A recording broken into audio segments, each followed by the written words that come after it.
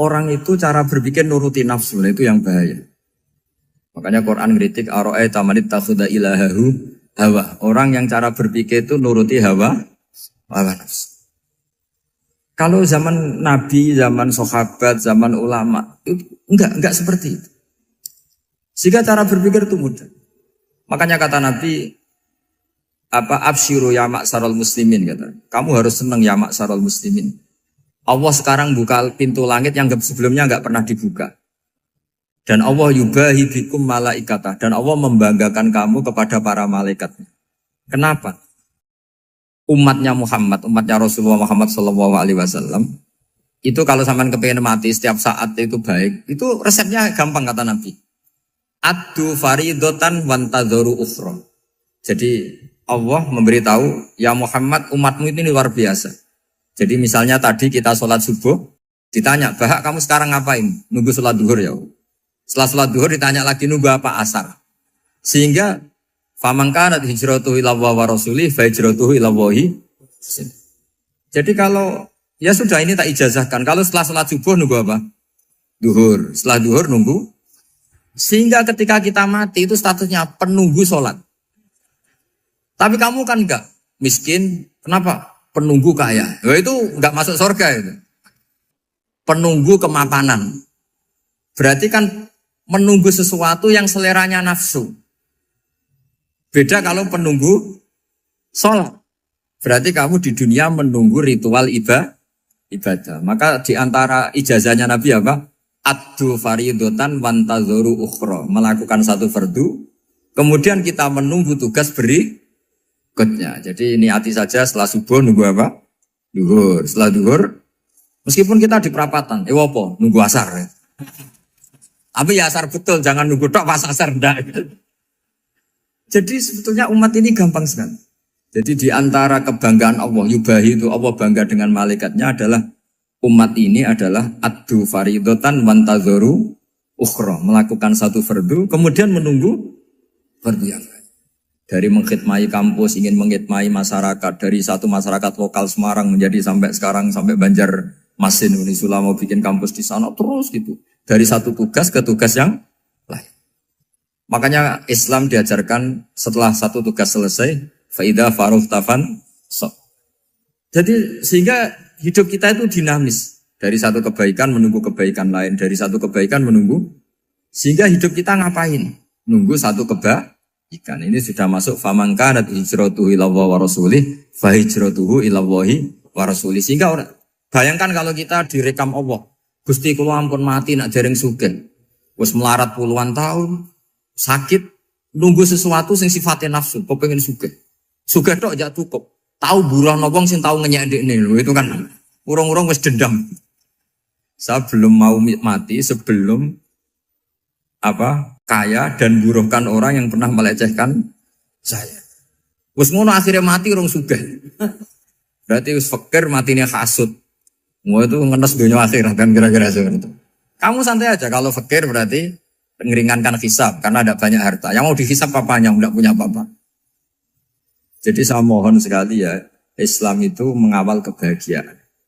Sebab itu sampai bahagia itu menjadi perintah Islam, qul bi fadlillah wa bi rahmati fa bidzalika falyafrahu. Karena dengan bahagia bi taat diharapkan orang Islam itu tidak bahagia atau cari kesenangan lewat jalur maksiat. Sehingga ciri utama wali apa? Ala inna awliya Allahi la khaufun alaihim walahum yahzanun. Sehingga ulama dulu itu rileks-rileksnya. Termasuk yang saya ceritakan tadi, Imam Ahmad, Imam Syafi'i. Itu melihat apa saja rileks. Ya tadi kalau disenangi orang ya barokah, punya kawan kebaikan. Nak dineng ya barokah dineng di gedingi tonggo rada utang, ngeranjuk tulo gitu. Jadi rileks saja. Masyhur itu Imam Syafi'i ngendikan waman asaa ilaika faqat atlakoka. Orang yang berbuat buruk sama kamu, hakikatnya adalah membebaskan kamu. Atlako itu apa? Membebaskan. Enak gak jadi hidup gitu? Kalau kamu kan enggak, kok gedeng aku salahku apa? Malah kamu ujub tuh, orang kok gak tahu salahnya. Kamu jadi suami, istrinya ngomel, kurang apa saya sebagai suami? Ya kurang banyak, enggak ganteng, enggak kaya, enggak ini. Malah kalau diterangkan malah parah toh. Ya sudah rileks saja. Kalau dia ngomel ya tadi, alhamdulillah dapat pahala tanpa apa? Biaya. Terus ngomel kan butuh energi, paling yang tidak kuat 3 jam. Nanti juga berhenti apa? Terus ambil nilai positifnya. Misalnya ngomel sama suaminya, bagus lah. Kalau ngomel sama tetangga malah kayak apa gitu aja udah. Jadi ulama dulu itu gampang sekali melihat hidup. Rasulullah ya gitu, melihat hidup tuh gampang saja. Ketika tanya, ya Aisyah apa ada sarapan? Tidak ada ya Rasulullah, ya sudah saya tak puasa. Jadi enteng saja. Kadang-kadang beliau ingin puasa, ya puasa sunat, ada sarapan nggak jadi puasa. Rileks. Nabi itu rileks. Kalau ngajari kebaikan juga rileks. Nah sekarang itu banyak orang yang karena mungkin kurang baca, Islam tuh kayak menjadi aturan yang bengis, yang repot, yang mengekang. Itu tidak seperti itu. Yuridu wa bikumul yusra wala yuridu bikumul usra. Allah menghendaki agama ini mudah. Sehingga ada sahabat di Imami Mu'ad itu baca Baqarah. Sahabat ini pekerja petani, mufarokoh ditinggal.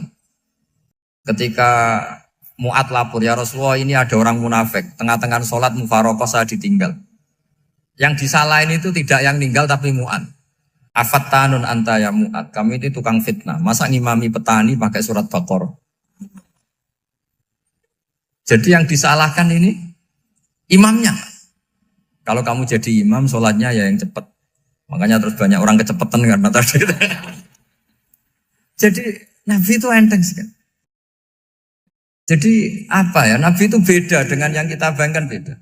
Nabi pernah ngaji di masjid, kemudian ada tetangga lewat pakai cangkul ke kebun. Semua sahabat gerutu. Ini orang tidak benar. Ada Nabi ngaji ditinggal saja ke kebun, tidak ikut ngaji. Jawabannya Nabi tidak. Itu bagus itu ikut sunnah saya. Kenapa ya Rasulullah? Dia kerja nyari halal. Dan untuk menghidupi keluarganya itu juga ajaran saya. Sehingga yang ngaji ya ajarannya Nabi, yang nggak ngaji karena kerja mencukupi keluarga juga ajarannya Nabi. Segampang ini. Kalau kayaknya kamu kan, wes gak roh akhlak kan gitu. Nabi rileks saja Nabi. Sampai bisa lihat itu di bab Fadhailul Kasbi. Makanya ini penting sekali supaya orang itu berpikir Islam atau mendakwakan Islam itu berdasar sanad ya yang muttasil yang pernah dilakukan Rasulullah SAW. Sesuatu yang dilarang Allah itu pasti mador. Maka untuk melarang seseorang bergantung sama narkoba misalnya atau hal-hal yang bahaya pada fisik, itu satu tentu bagi ahlullah, tentu karena takut Allah. Tapi banyak masyarakat yang memang benar-benar bisa meninggalkan narkoba karena efek buruknya ganja. Bahwa itu mengakibatkan sakau, mengakibatkan tidak sadarkan diri, mengakibatkan kebangkrutan ekonomi macam-macam. Sehingga mereka benar-benar benci sama yang namanya narkoba. Jadi di antara manhajul Quran itu kalau mentakbih, memburuk-burukkan maksiat itu mesti dikritik innahu kana fahisyah. Innahu kana fahisyata wa makta wa sa'a sabila. Innahu kana fahisyata wa sa'a sabila. Diulang beberapa kali. Sehingga dibutuhkan kecakapan untuk menganggap satu hal yang buruk itu fahsyah, sesuatu yang enggak rasional, sesuatu yang tidak positif, sesuatu yang pasti berdampak negatif. Sehingga kalau misalnya tadi dibacakan oleh Qori, kuntum khaira ummatin ukhrijat linnasi ta'muruna bil ma'ruf wa tanhauna 'anil munkar. Untuk berhenti dari kemungkaran itu satu takbihun litil kal munkar atau litil kal munkarat, bahwa mungkarat itu kita cap, kita stigmasi bahwa itu buruk sekali. Seperti Nabi mengajarkan pemuda tadi, masa kamu suka ibu kamu digitukin lelaki lain, putri kamu, bule kamu, bude kamu, sehingga orang ini pikirannya termindset betapa buruknya zina. Sama seperti kita sukses memindset betapa buruknya narkoba, betapa buruknya bahan-bahan terlarang. Begitu juga seterusnya, terus pengkhianat dan sebagainya. Tapi problem manusia adalah dia itu akan mencari kebahagiaan atau kesenangan sesaat. Maka caranya gimana? Keinginan senang lewat maksiat ini dilawan dengan nyaman dengan taat. Saya ulang lagi, nyaman dengan taat.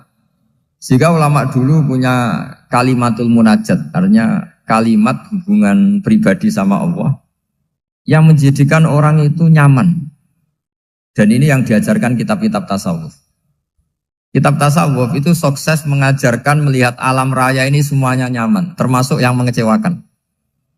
Itu dianggap nyaman. Saya berkali-kali mengajarkan ilmu ini karena ini musalsal ila Rasulillah SAW. Itu pernah suatu saat Imam Ahmad itu dipanggil sama tetangganya, anak muda. Tentu Imam Ahmad ini orang yang sangat soleh, sangat waroi, sangat tunduk sama perintahnya Allah dan Rasul. Pemuda tadi manggil, ya Ahmad, datang ke rumah saya. Imam Ahmad datang. Setelah sampai ke pemuda tadi, sudah pulang lagi, saya tidak butuh kamu. Pulang lagi. Setelah sampai rumah dipanggil lagi, ya Ahmad, datang lagi. Datang lagi. Oh, saya tidak jadi butuh, pulang lagi. Sampai 3 kali. Dan itu perangai ekspresi Imam Ahmad itu, atau ulama lain yang sesoleh beliau, itu nyaman, indah. Beliau tetap senyum-senyum, nyaman. Beliau tidak tersinggung, tidak terprovokasi, pokoknya tidak tersinggung, kelihatan nyaman. Lama-lama pemuda ini terus tanya, ya Ahmad, kamu saya perlakukan seperti ini kok tidak tersinggung? Kamu senyum-senyum saja, happy-happy saja. Jawabnya Imam Ahmad itu unik. Wahai pemuda, saya kamu panggil itu senang sekali. Karena kata Nabi, kalau kamu iman dengan Allah dan Rasul, maka hormatilah tetangga. Jadi saya senang. Karena nuruti perintah Allah untuk menghormati tetangga. Jadi tidak ada urusannya dengan kamu. Kagetnya kayak apa? Jadi dipanggil tetangga ya senang karena melakukan perintahnya Allah dan Rasul, yaitu ikramul jar, fal yukrim jarum. Disuruh pulang, kamu ingin saya pulang, ya saya pulang. Disuruh datang, ya saya datang. Jadi saya tidak tersinggung, saya tidak ada urusan dengan kamu. Urusan saya dengan Allah Subhanahu wa Ta'ala. Itu kalau bapak-bapak istrinya ngomel terus sabar itu ya bagus. Saya tidak punya urusan. Kalau kamu terprovokasi oleh istri, berarti kamu didikte oleh makhluk. Masa seorang rektor didikte makhluk? Kan tidak keren. Apalagi seorang habib didikte makhluk, kan tidak keren. Yang bisa mendikte kita hanya Allah Subhanahu wa Ta'ala. Dan Allah mendikte kita, mengajarkan kita wa ashiruhunna bil ma'ruf fa in karihtuhunna fa asa an takrahu shay'an wa yaj'alallahu fi khairan katsira. Jadi cara melihat istri kita bawel gitu atau cerewet, alhamdulillah ini ada pahala tanpa modal, cukup sabar. Kalau istri kamu sedang mesra, malah mintanya ke mall, malah biayanya tinggi. Murah mana dapat pahala dimarahin sama saat mesra minta ke mall? Milih yang pertama kan? Nah ya itu tidak usah modal ini. Ya gitu aja. Jadi kalau istri sedang marah, bawel, anggap saja ini rezeki.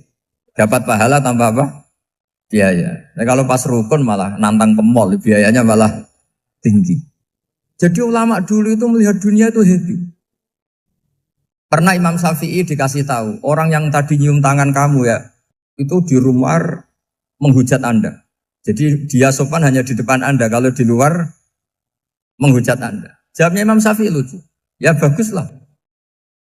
Yang cerita ini kaget. Kenapa bagus ya Aba Abdillah? Kalau manggil Imam Syafi'i ya Aba Abdillah. Ya berarti saya masih wibawa, di depan saya tidak berani katanya. Jadi dipandang enteng saja. Jadi kalau kamu di depan kamu istri kamu tidak berani belanja, tidak ada kamu belanja banyak, anggap saja Anda wibawa. Jadi enteng saja. Pernah Imam Syafi'i dikasih tahu, separuh dari kampung Anda itu gak suka kamu. Ya baguslah. Kenapa? Oh nak rukun malah bakal utang katanya gitu. Kira-kira yang utang tuh yang rukun apa yang neng-nengan? Yang rukun. Jadi enteng saja. Masyhur itu makalahnya Imam Syafi'i. Waman asa'a ilaika faqad atlaqaka. Orang yang berbuat buruk sama kamu berarti membebaskan kamu.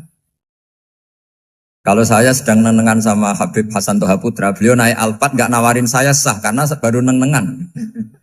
Tapi kalau sedang rukun malah harus repot mana? Rukun sama ndak rukun? Repot rukun sebetulnya. Jadi Imam Syafi'i itu happy saja. Kalau sedang rukun sama tetangga ya dianggap rukun itu satu kenikmatan. Sedang ndak rukun ya dianggap satu kenikmatan. Jadi orang dulu itu serilek itu melihat dunia. Kalau kita kan enggak, ego. Wah saya ini suami kok dimarahin istri. Wah ini egonya bangkit. Padahal egonya bangkit itu ada kebodohan di situ. Yaitu seorang rektor didikte seorang istri, seorang makhluk. Apalagi kalau Anda daftar wali itu tidak akan jadi wali. Ini wali kok tunduk sama makhluk. Karena didikte apa? Makhluk. Maka Imam Ahmad ketika tetangganya bully gitu ya santai saja, beliau happy. Ketika pemuda tadi eskal janggal, kenapa kamu gak tersinggung ya Ahmad? Memangnya saya harus tersinggung gimana? Kan tak panggil tidak jadi, tak panggil tidak jadi. Hei pemuda, saya ini tidak punya urusan dengan kamu. Saya nuruti kamu karena perintahnya. Saya senang melakukan perintah Allah, harus berbaik sama kamu. Sampai 3 kali. Ajarkan Muhammad atau katakan Muhammad pada umatmu.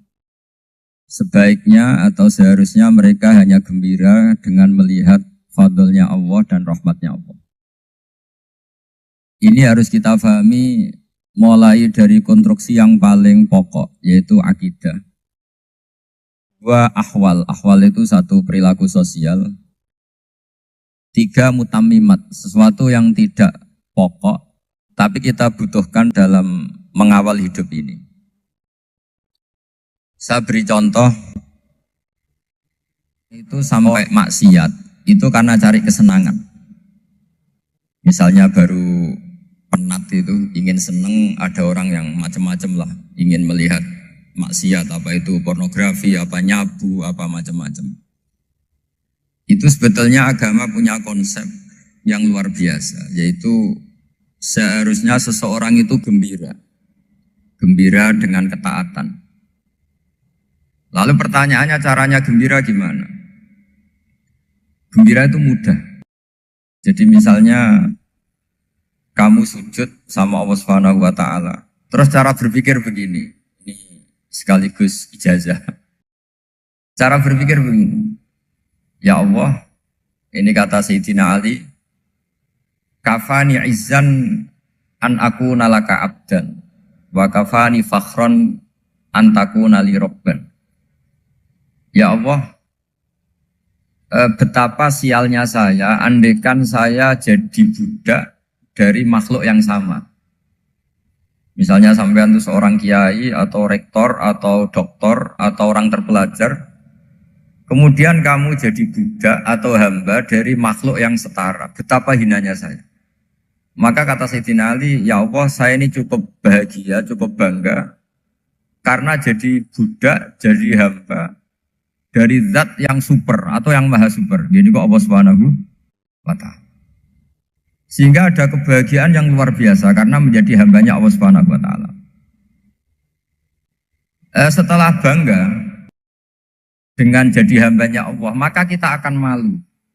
Malu misalnya kok saya bahagia itu nunggu melihat pornografi, melihat maksiat. Itu terus menjadi malu. Kenapa saya bisa didikte oleh hal-hal seremeh itu? Ya, kita malu karena didikte oleh hal-hal yang seremeh itu. Karena kita didikte oleh nafsu. Jadi izzatun nafsi, satu harga diri seseorang itu harus dihidupkan untuk hanya tunduk kepada Allah Subhanahu wa ta'ala. Sehingga Nabi itu melatih satu logika tarkul ma'asi. Nabi itu dulu ketika ada seorang pemuda yang ya karena mungkin pemuda ya, dia itu mau masuk Islam, tapi uniknya kata pemuda tadi, saya masuk Islam tapi asal dibolehkan bebas zina. Jadi ini agak sableng gitu. Jadi mau masuk Islam syaratnya dibolehkan apa? Zina atau free sex gitu. Karena orangnya agak hiper. Itu Nabi tidak langsung mengancam dengan neraka enggak. Ketika mau pamit gitu semua sahabat melarang. Mah itu jangan, kamu jangan suan Nabi, itu permintaan yang nggak masuk akal. Setelah lama ditahan, terjadi kegaduhan di masjid, Nabi dengar, itu ada apa itu? Itu ada pemuda yang mau masuk Islam tapi yasta'dzinuhu fi zina. Tapi mereka minta izin Nabi untuk tetap boleh zina. Kata Nabi, pemuda itu suruh masuk, suruh menghadap saya. Ketika menghadap Nabi, saya ulang lagi ketika menghadap Nabi, Nabi mengajarinya itu luar biasa. Nabi tidak langsung mengancam dengan neraka atau dengan azab tunda. Tapi kata Nabi, Atau hibbuhu li ummik. Kamu suka kalau ibu kamu itu jadi demenannya orang banyak. Pondok ya Nabi. Yang demen ibu saya tak bacok kan. Karena ini ya agak preman, di mana-mana orang nakal agak preman. Terus atau hibbuhu li bintik. Kamu suka kalau putri kamu ya digitukan orang-orang. Wah ya enggak Nabi, yang gitukan putri saya tak bacok. Atau hibbuhu li kholatik. Kamu suka kalau bule kamu digitukan. Atau hibbuhu li ammatik. Kamu suka kalau saudara bapak kamu digitukan. Nabi itu mengeset ya. Cara sekarang itu cuci otak mungkin. Nabi itu meluruskan otaknya anak muda itu. Betapa buruknya zina. Cara bahasa Arab ditakbih. Betapa buruknya zina. Kamu suka kalau korbannya ibu kamu, putri kamu, bude kamu, bule kamu. Sehingga orang itu matur ya hasbuka ya Rasulullah, ini sudah cukup. Saya tidak pernah melihat sesuatu seburuk zina. Jadi fa'al qawwa fi qalbihi bughdha zina. Kemudian Allah meletakkan di hatinya, menanamkan benci zina. Sehingga akhirnya pemuda tadi menjadi iffah, menjadi menghindari zina. Artinya begini ya, ini mungkin yang lolos dari para kita sebagai dai, kita tidak belajar banyak tarbiyahnya Rasulullah Shallallahu Alaihi Wasallam. Jadi kalau kita benci maksiat, itu jangan hanya ditakhzir, ditakutkan neraka itu enggak. Jangan hanya itu. Tapi di logika. Jadi kalau kita menghindari maksiat, itu selain karena takut azab, itu ada logika. Ada rangkaian pikiran yang menjadikan kita anti satu perbuatan apa maksiat. Jadi misalnya gini ya, kira-kira ginilah kalau contoh gampang itu. Ada orang gitu ya, nyanyi dengan pakaian yang mungkin pornografi gitu. Mungkin pemuda-pemuda ingin melihat itu, tapi bisa diobati gini. Kok enak dekne mergawe kok tak bayar ya, aku kehilangan duit. Meskipun dengan logika yang agak serampangan, yang penting menjadi kita ini punya harga diri untuk tidak tergantung hal-hal seperti itu. Sehingga Nabi itu cara menggambarkan tadi mulai atau hibbuhu li umma, kalau ibu kamu jadi demenannya orang lain. Pemuda tadi bilang yang demen ibu saya mau saya bunuh. Ditambah lagi atau hibbuhu li bintik. Bagaimana kalau korbannya putri kamu, bule kamu, bude kamu. Sehingga terus si pemuda tadi betapa buruknya zina. Betapa murahnya zina. Akhirnya pemuda tadi al-qawwa fi qalbi bughdha zina. Terus kemudian pemuda tadi itu sangat membenci dengan apa? Berzina. Nah, pikiran-pikiran seperti ini harus kita tanamkan. Harus kita tanamkan supaya orang itu benci melakukan maksiat. Karena satu memang takut sukhtuwah, takut dibendu Allah atau dibenci Allah. Dua memang logika kita mengarahkan tidak maksiat. Saya beri contoh ya betapa pentingnya mindset ya, cara berpikir. Orang itu menjadi kikir itu karena nganggap hidup itu lama dan uang itu penting. Kalau zaman Nabi itu sederhana kalau melihat hidup ini. Pernah suatu saat Nabi itu punya jatah makan karena Nabi itu hidupnya juga pas-pasan. Jadi Nabi itu unik. Beliau di satu sisi kaya raya, bisa ngurmat Abu Hurairah, Ammar, Suhaib. Ashabu Sufa itu dirawat Nabi semua. Itu kan kaya, bisa merawat sekian orang. Tapi di sisi yang lain untuk pribadinya beliau miskin. Kadang nggak bisa makan hari itu. Tapi di saat yang sama bisa merawat Ahlus Sufa. Jadi keliru kalau orang hanya cerita Nabi itu miskin, untuk makan dirinya aja susah. Itu keliru. Kelirunya kalau tidak diteruskan, tapi Nabi mampu menghidupi Ahlus Sufa. Singkat cerita jatah makannya Nabi itu dikasihkan orang ketika Nabi tanya, ya Aisyah, makanan jatah saya di mana? Oh ya Rasulullah, tadi ada orang minta tak kasihkan, maka makanan itu habis. Apa kata Nabi? Kamu salah Aisyah. Yang kamu kasihkan itu justru yang masih. Ya yang kamu kasihkan itu justru yang masih. Sehingga Nabi menganggap, makanya Nabi terus ngendikan. Ya kalau mukhatabnya lelaki ya kira-kira begini. Wahallaka min malika illa ma akalta fa'afnaita walabista fa'ablaita. Terus tanya, watasoddaqta fa'abqaita, kata Nabi. Harta kamu ya kamu makan, kemudian ke WC, jadi kotoran, atau punya pakaian mewah, nanti rusak. Watasoddaqta fa'abqaita. Ada yang kamu sedekahkan, yaitu yang abadi sampai akhir. Sehingga banyak pengusaha yang mencintai saya setelah tak ajari hadis itu. Misalnya punya uang 1 miliar karena dia spekulan atau pedagang rawan bangkrut, disedekahkan ke masjid 50 juta, yaitu yang abadi. Jadi kalau suatu saat bangkrut, dia masih punya uang 50 juta di akhirat. Jadi Nabi itu mengajari sedekah itu apa? Ya sedekah itu pengabadian uang. Kalau kita kan enggak, bilang sedekah itu nguras uang. Itu pikirannya setan, dan pikirannya orang Islam. Itu cara berpikir setan, bukan cara berpikir umat apa. Sehingga Sayyid Ali Zainal Abidin itu kalau ada orang minta, kemudian beliau ngasih, itu beliau bilang gini, marhaban biman hamala zati ilal akhirah. Matur nuwun nggih jenengan sing beto sangu kula nate. Jadi dianggap teller saja. Orang yang minta uang beliau itu dianggap tukang nyatet bank ini. Karena sudah ditabungkan. Ya sudah. Kalau kita kan enggak, wah pengemis tuh ganggu gini-gini. Kecuali pengemis profesi ya mungkin kita agak-agak enak. Pada zaman akhir tuh ada pengemis apa? Profesi. Jadi repot teman.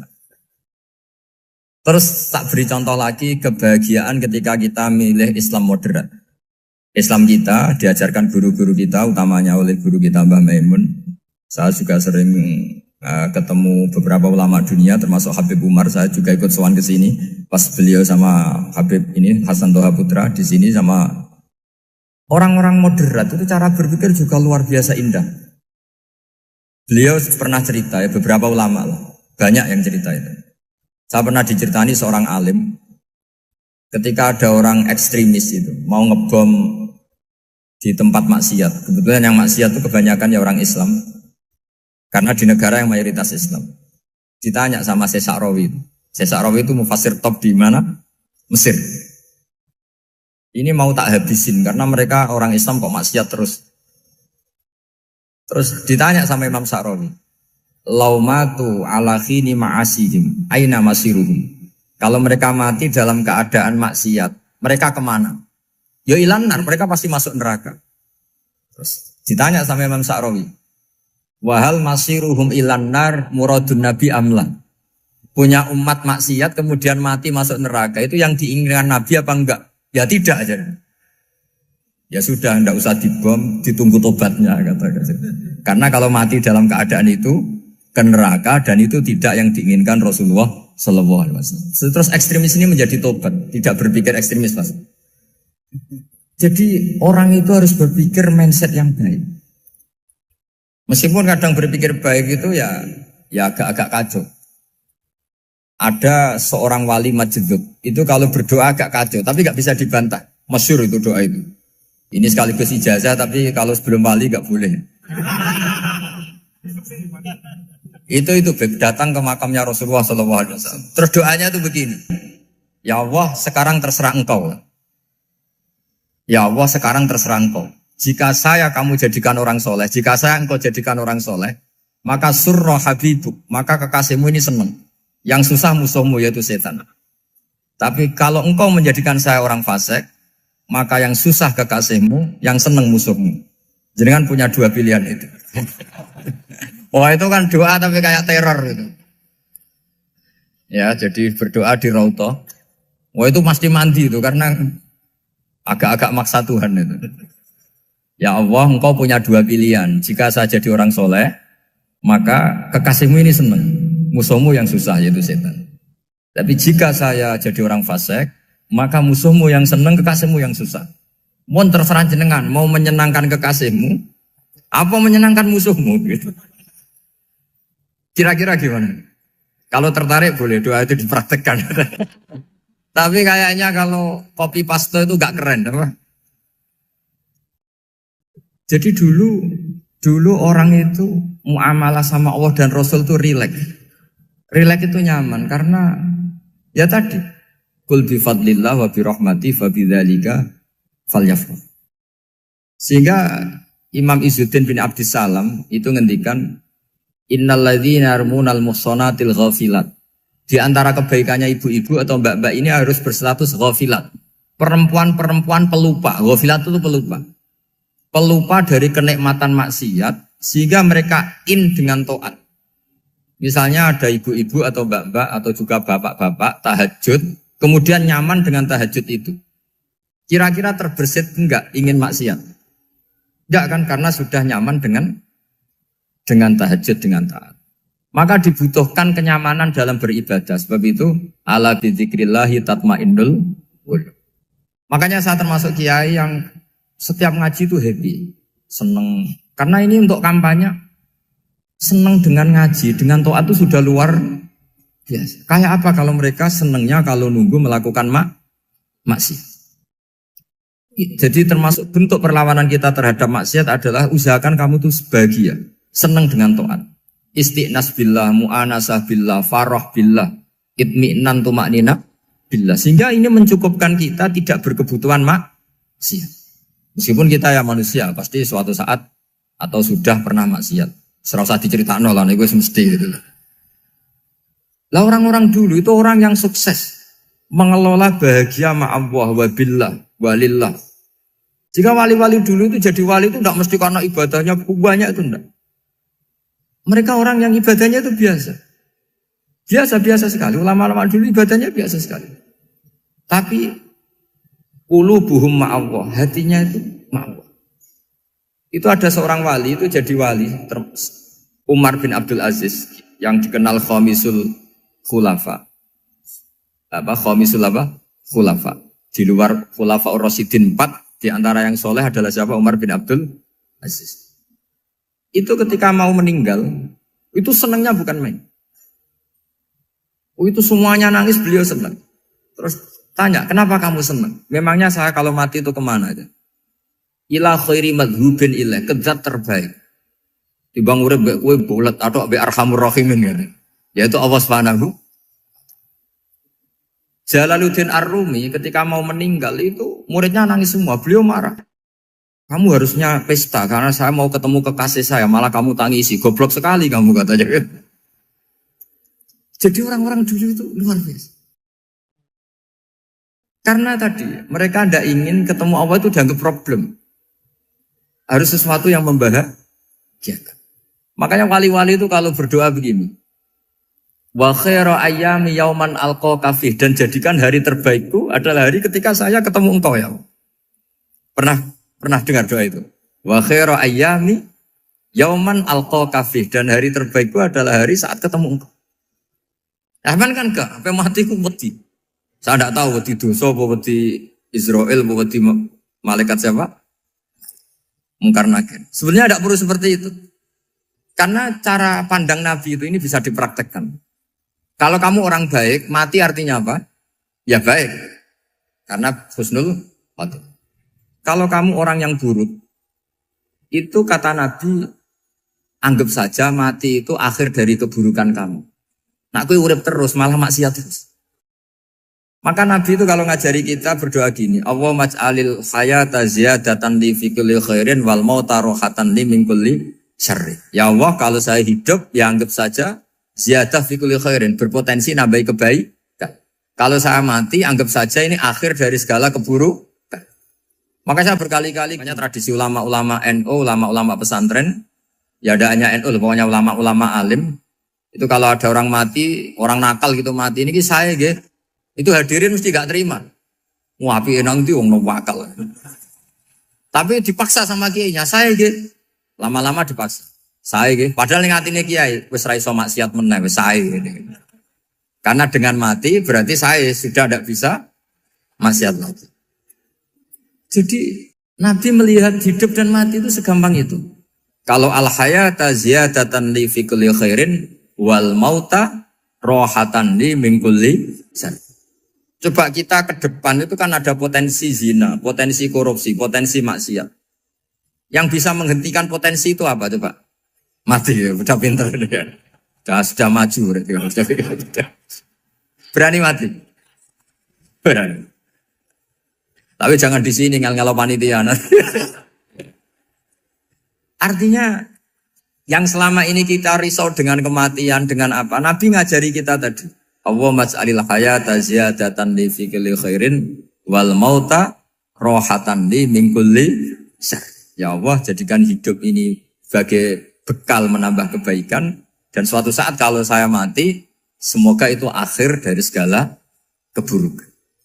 Jadi artinya Nabi itu ngajari kita itu positif terus. Sama seperti ulamanya tadi. Nak lagi rukun mbek tonggo ya sanggep ae kanca keapian. Nak nenengan ben ra utang ngoten. Dadi pokoknya penak terus itu. Nak bojo lagi ngamuk alhamdulillah gak ngajak blonjo. Nak pas rukun ya alhamdulillah kok lagi rukun. Jadi gampang semua. Makanya ada seorang alim itu ngendikan begini, ada yang tanya. Saya tuh dulu ketika kaya, teman saya sering main ke saya. Setelah saya miskin gak ada teman-teman yang ke saya. Dikira si Habib ini kebetulan orangnya Habib itu mendukung keluhan dia. Ternyata enggak. Si orang alim itu bilang gini, malah bagus tuh gitu. Kowe wis melarat buruhe wong. Ya sudah kamu miskin buruhnya orang lain. Misalnya tukang manol di pasar atau tukang becak. Kemudian teman-teman kamu datang, malah kamu malu tuh jadi tontonan. Bagus kalau mereka lupa, pas kamu miskin tidak ada yang lihat katanya. Jadi apa ya, dianggap enteng saja gitu. Akhirnya orang ini nggak jadi ngeluh. Selama ini kan kita ngeluh ya, ketika miskin teman-teman nggak datang. Coba kalau mereka datang pas kamu buruh bikin botol di orang lain. Mantan bos buruh, malu gak? Milih datang kepada? Nggak lah, sudah bener itu. Jadi ulama dulu itu makanya sering baca biar tahu solusi hidup. Jadi ulama dulu itu gampang sekali melihat kehidupan itu. Gampang sekali, indah, gampang. Kebahagiaan ini pula yang harus kita latih dalam melakukan ketaatan. Tapi memang obsesi saya terbesar atau cita-cita saya terbesar memang setiap ngaji saya ingin orang mukmin semuanya itu bahagia. Dengan bahagia itu mereka tidak neko-neko ingin mencari kebahagiaan lewat jalur apa maksiat. Sehingga dalam konstitusi ulama yang ditulis di kitab-kitab usul fikih, dan itu kitab yang saya kaji, selalu saya kaji, itu membela-bela sesuatu yang mubah itu sampai luar biasa. Karena melihat mubah itu, misalnya Anda tidur itu berstatus mubah. Anda bermain catur berstatus mubah. Anda rileks sama teman jagongan semalam dengan teman rektor atau dosen atau yayasan itu, melihatnya bukan mubah, tapi tarkul maksiyah. Misalnya saya semalaman asik musamarah itu jagongan malam sama Habib Toha Al-Munawwar. Itu awang ngitungnya bukan, wah ini jagongan ngalor ngidul tidak penting tuh enggak. Malam itu bahak tidak ke dugem, tidak ke tempat maksiat. Sehingga ada ulama yang mengatakan mubah itu enggak ada. Saya ulang lagi, mubah itu enggak ada. Kan umumnya ulama bagikan wajib, ya kan, haram gitu. Terus diantaranya mubah, sunat, makruh. Ada ulama yang mengatakan mubah itu enggak ada. Kenapa? Logikanya begini, itsma min mubahin illa wa yatahaqqaqu bihi tarku haramimma. Karena ada mubah yang Anda lakukan kecuali saat itu pasti ditinggalkannya sebuah keharaman. Misalnya Anda sedang jagungan sama istri di luar, di rumah, asik di rumah semalaman. Mungkin bahas hal-hal yang ringan. Mungkin melihat sinetron atau apa yang ringan. Tapi di situ terjadi Anda meninggalkan ke tempat-tempat maksiat. Sekarang ninggal maksiat itu wajib apa mubah? Wajib. Padahal Anda sedang melakukanmu. Nah itu dicatat oleh Allah itu tarkul haram, meninggalkan keharam. Jika masyhur dalam cerita wali-wali itu, Abu Yazid yang seperti itu ibadahnya pernah tanya, ya Allah lalu yang makomnya orang seperti saya siapa? Karena beliau semalaman ibadah terus. Sama Allah dijawab, ya yang tidur di pinggir kamu itu. Abu Yazid, loh kok bisa ya Allah? Dia kan tidur terus. Ya kan dia tidur berarti meninggalkan keharaman. Ngomong sing potongan tukang maksiat itu apik turu apik melek kira-kira. Apik turu. Timbang sama nak melek pola wis turu ae kira-kira gitu. Jadi enggak usah dipaksa tahajud, dipaksa qiyamul lail itu. Iya kalau qiyamul lail. Kalau dapat informasi, ke sini ikut saya terus katut kan repot. Jadi perlawanan terhadap maksiat itu sebetulnya gampang dalam Islam karena tadi nggak ada sesuatu yang mubah kecuali saat dilakukan berakibat meninggalkan keharaman. Mudah sekali. Jika banyak orang jadi wali itu karena melakukan mubah. Itu ada orang jadi wali itu karena sering makan. Ya makan-makan biasa itu. Karena ketika makan, ya Allah, betapa doifnya saya. Katanya saya presiden, katanya saya rektor, saya kiai. Ternyata kalau nggak makan tuh lemes.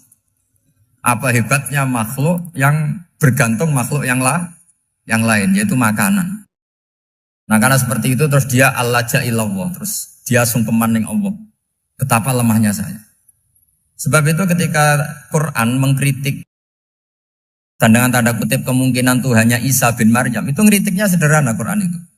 Mal masih ibnu Maryam illar rasul qad khalas min qablihir rusul wa ummuhu siddiqah kana yaqulanit ta'am. Isa itu tidak Tuhan, wong dia makan. Kamu kebayang nggak misalnya punya Tuhan, wah tadi Tuhan mampir ke rumah saya, dia lemes. Setelah tak kasih makan sehat lagi gitu. Itu kan nggak kebayang. Tapi Tuhan marung di rumah saya, lemes tak gratisin, kayaknya tidak punya uang gitu. Setelah makan, wah gairah lagi. Kebayang nggak punya Tuhan seperti itu. Sehingga Quran kalau gojlok sederhana, karena yakulanit ta'am. Sehingga wali-wali itu kalau makan itu sadar lemahnya dirinya, betapa dirinya tergantung makanan. Sesuatu yang tergantung itu artinya tidak hebat, tidak Tuhan. Jadi untuk menjadi wali, untuk menjadi